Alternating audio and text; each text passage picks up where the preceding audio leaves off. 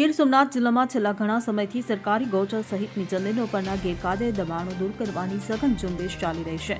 તો સૂત્રાપાડા તાલુકાના લાટી ગામના અંદાજે 900 વીઘા જેટલી સરકારી ગૌચરની જમીન પર ગ્રામજનોએ પેશકદમી કરી ગેરકાયદે કબજો જમાવી લીધો હતો.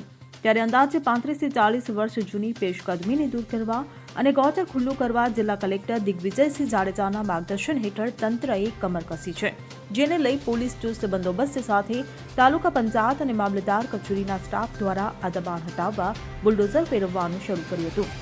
નારિયેળી, ઘઉં જેવા પાકો પર બુલડોઝર ફરી વળ્યું હતું.